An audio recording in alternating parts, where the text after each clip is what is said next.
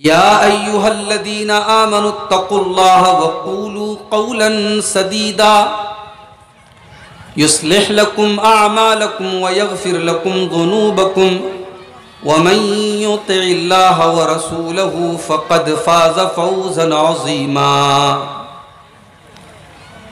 अम्मा बअदु फ़इन्ना ख़ैरल हदीथि किताबुल्लाह व खैरल हदी हदी मुहम्मदिन सल्लल्लाहु अलैहि वसल्लम व शर्रल उमूरि मुहदसातुहा व कुल्ल मुहदसतिन बिदअह व कुल्ल बिदअतिन ज़लालह व कुल्ल ज़लालतिन फिन्नार। अऊज़ु बिल्लाहि मिनश शैतानिर रजीम। बिस्मिल्लाहिर्रहमानिर्रहीम। वमा खलक़तुल जिन्न वल इंस इल्ला लियअबुदून मा उरीदु मिनहुम मिर रिज़्क़िन वमा उरीदु अन युति'मून इन्नल्लाहा हुवर रज़्ज़ाक़ु ज़ुल क़ुव्वतिल मतीन।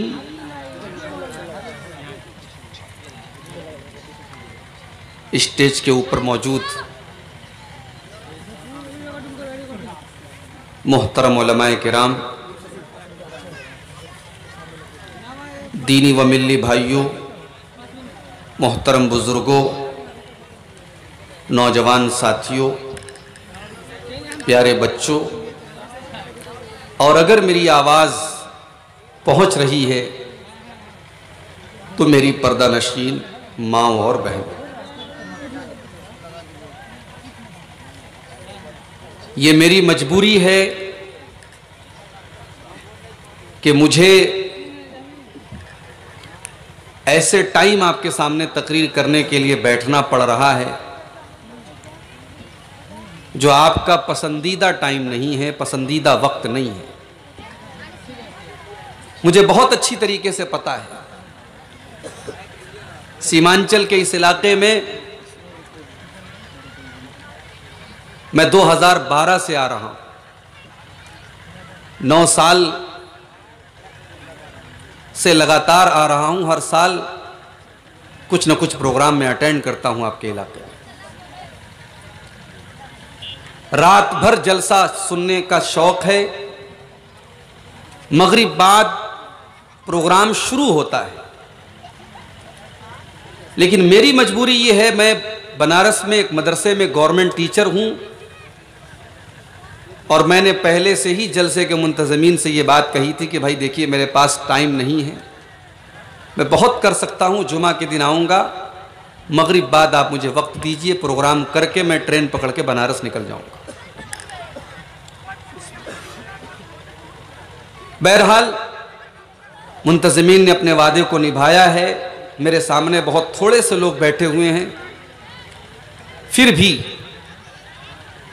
चूँकि मुझे अपने इसी वक्त में अपनी बात को पूरा करना है, अल्लाह से यही दुआ करूँगा अल्लाह ताला मुझे हक बात कहने की और आपको सुनने की तौफीक दे, और जो बातें आज के इस स्टेज से मैं बयान करूँगा या मेरे बाद जो और उलमाए किराम बयान करेंगे, अल्लाह ताला उन तमाम बातों पर कहने वालों को, सुनने वालों को, सबको अमल की तौफीक अता फरमाए, आमीन। मेरे भाइयों, एक सवाल आपसे करना चाहता हूं। आपकी नजर में अक्लमंद कौन है? बुद्धिमान कौन है? चतुर कौन है? चालाक कौन है? जीनियस कौन है? कौन ऐसा इंसान है जिसके बारे में हम ये कह सकते हैं ये बेवकूफ नहीं है, ये पागल नहीं है, ये अक्लमंद है? दुनिया के एतबार से अगर कोई हमसे सवाल करेगा तो हम यही जवाब देंगे कि जनाब, दुनिया के एतबार से अक्लमंद वो आदमी है जो अपना फायदा और अपना नुकसान जानता हो,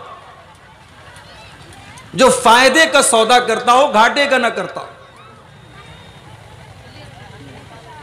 जो अपना नुकसान करे वो अक्लमंद नहीं हो सकता। अक्लमंद वो है जो अपने फायदे का काम करता हो, ऐसा काम करता हो जिसमें उसका फायदा हो।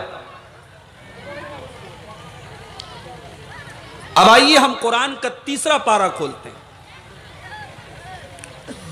और कुरान मजीद से हम सवाल करते हैं, अल्लाह ताला से हम सवाल करते हैं कि अल्लाह तू बता तेरी नजर में अक्लमंद कौन है।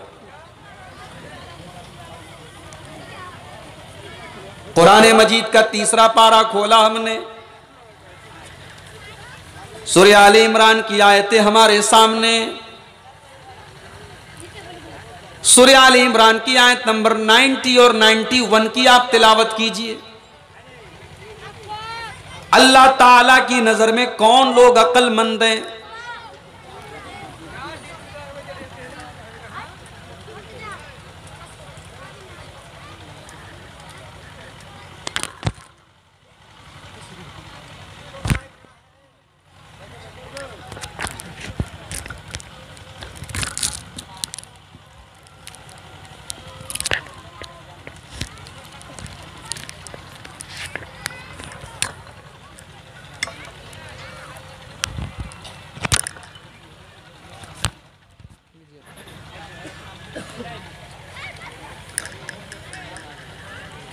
अल्लाह ताला की नजर में कौन लोग अक्लमंद है, कौन लोग बुद्धिमान है?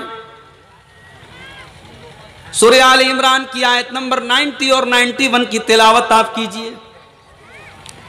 इन्न फी खल्क़िस समावाति वल अर्दि वख्तिलाफिल लैलि वन नहारि लआयातिल लिउलिल अलबाब।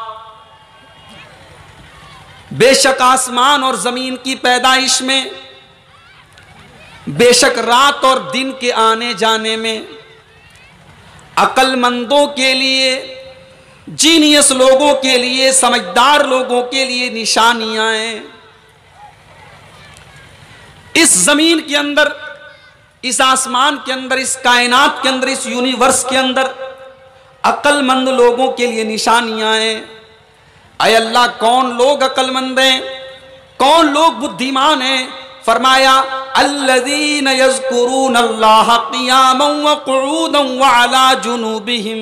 मेरे अक्लमंद बंदे वो हैं, मेरे समझदार बंदे वो हैं जो खड़े होकर के अल्लाह का जिक्र करते हैं, जो बैठ करके अल्लाह को याद करते हैं, जो लेट करके अल्लाह को याद करते हैं। मेरे अक्लमंद बंदे वो हैं जो दुनिया के अंदर रहते हैं तो दुनिया को बनाने वाले को जरूर याद करते हैं। कोई इंसान दुनिया की नज़र में कितना ही बड़ा अक्लमंद हो जाए, अगर वो अल्लाह को नहीं जानता, अगर अपने मालिक को नहीं जानता, अपने सृष्टि करने वाले, अपने पैदा करने वाले पालनहार को नहीं जानता, वो दुनिया की नज़र में कितना ही बड़ा अक्लमंद क्यों ना हो, अल्लाह ताला कहता है वो एक नंबर का बेवकूफ़ है। अक्लमंद वो है जो अल्लाह को याद करता हो, खड़े हो करके, बैठ करके और लेट करके। तो ये पहली पहचान है अक्लमंद लोगों की, वो अल्लाह को याद करते हैं, अल्लाह का जिक्र करते हैं। वयतफक्करून फी खल्क़िस समावाति वल अर्दि। और अक्लमंद लोग वो हैं जो आसमान और जमीन के ऊपर गौर करते हैं, जो दुनिया के ऊपर गौर करते हैं। ये इतना बड़ा आसमान अल्लाह ने क्यों बनाया, इतनी बड़ी धरती अल्लाह ने क्यों बनाई, ये दुनिया की नेमतें अल्लाह ने क्यों बनाई। वयतफक्करून फी खल्क़िस समावाति वल अर्ज़ि। मेरे अक्लमंद बंदे दुनिया के ऊपर गौर करते हैं, जमीन की पैदाइश पर गौर करते हैं, आसमान की पैदाइश पर गौर करते हैं, और जब गौर करते हैं तब इस नतीजे पर पहुंचते हैं, रब्बना मा खलक़्ता हाज़ा बातिला। ऐ अल्लाह, ऐ हमारे रब, तूने इस दुनिया को बेकार नहीं बनाया, तूने ये धरती बेकार नहीं बनाई, तूने ये आकाश बेकार नहीं बनाया, ये जमीन व आसमान तूने बेमकसद नहीं बनाया, तूने किसी मकसद के साथ इनको पैदा किया है। एक अक्लमंद आदमी जब दुनिया की चीजों पर गौर करता है तो वो इस नतीजे पर पहुंचता है मेरे भाइयों कि अल्लाह ताला ने ये दुनिया बेकार नहीं बनाई है। भाई हम अपनी बात करें, हम दुनिया में कोई चीज अगर मेहनत करके बनाते हैं तो बेकार नहीं बनाते। हमारे हर काम के पीछे कोई ना कोई मकसद होता है। अल्लाह ताला ने इतनी बड़ी दुनिया बनाई, 7 आसमान बनाए, 7 जमीनें बनाई, जमीन के अंदर पहाड़ बनाए, नदियां बनाई, इंसानों को पैदा किया। अगर अल्लाह ताला ने इन तमाम चीजों को बेकार बनाया, बेमकसद बनाया, तो नऊज़ुबिल्लाह इसका मतलब यह हुआ कि अल्लाह ताला ने बेकार काम किया, बेमकसद काम किया। और अल्लाह ताला बेकार काम नहीं कर सकता, उसकी शान के लायक नहीं है। जब हमारी शान के लायक नहीं है, हम और आप इंसान हैं, अल्लाह की पैदा किए हुए एक मखलूक हैं, जब हम कोई फजूल काम नहीं करते, कोई बेमकसद काम नहीं करते, अल्लाह ने इतनी बड़ी कायनात बनाई है तो इसके पीछे एक मकसद है। जब हम गौर करते हैं तो उस मकसद तक हम पहुंच जाते हैं। मकसद क्या है? क्यों बनाया अल्लाह ने आसमान को, क्यों बनाया अल्लाह ने जमीन को, क्यों बनाया हमें और आपको? इस सवाल का जवाब अल्लाह ताला ने सूरह ज़ारियात के अंदर दिया है। बहुत गौर से सुनिएगा, मैं बहुत लंबी तकरीर नहीं करूंगा, लेकिन जो बातें बताऊंगा मेरी कोशिश होगी कि वो बातें आपके लिए बड़ी मुफीद हों, बड़ी कीमती हों।